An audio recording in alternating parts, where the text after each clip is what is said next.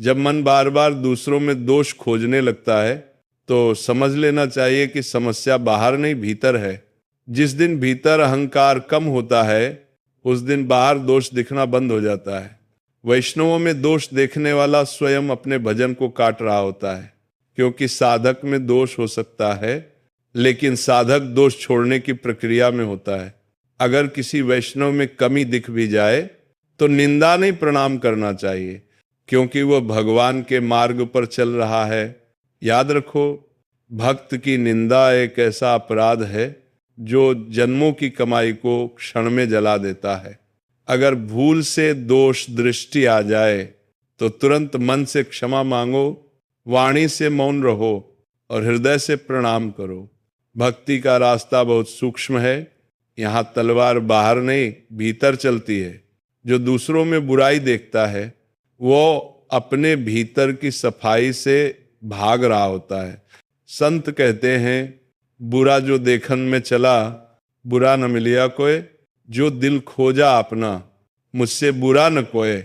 अगर भजन में रस कम हो रहा है, धाम से दूरी बन रही है, तो समझ लो कहीं न कहीं वैष्णव अपराध प्रवेश कर चुका है।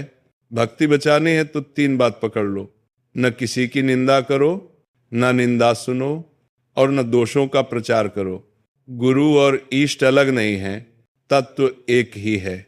भगवान हृदय में सदा रहते हैं, लेकिन गुरु जब सामने आते हैं तो वही भगवान हमें पहचान करा देते हैं। इसीलिए गुरु की वंदना पहले होती है, फिर इष्ट की। जीवन में सबसे बड़ी साधना है नाम। नाम में भरोसा आ गया तो संसार का भय चला जाएगा। भय से की गई भक्ति भी भगवान स्वीकार करते हैं। नाम जप करते रहो, मन लगे या न लगे। जिस दिन नाम के बिना जी नहीं पाओगे, समझ लेना वही फल है। भविष्य का भय, मृत्यु का डर, जीवन की चिंता, इन सब का एक ही समाधान है, नाम। आज का समय कठिन है पर भजन के लिए अभी अनुकूल है। आगे समय और कठिन होगा, इसलिए अभी संभल जाओ। भोजन शुद्ध रखो, विचार शुद्ध रखो, व्यसन से दूर रहो और हर श्वास में नाम बसाओ। समाज सेवा करो, लेकिन भगवत भाव के साथ। बिना भगवान के भाव के सेवा पुण्य देती है। भगवत भाव के साथ की गई सेवा मोक्ष का मार्ग खोल देती है। अगर मन भटकता है तो घबराओ मत, अभ्यास से मन मानता है। जैसे असत्य का अभ्यास मन को खींचता है, वैसे ही सत्य का अभ्यास मन को बदल देता है।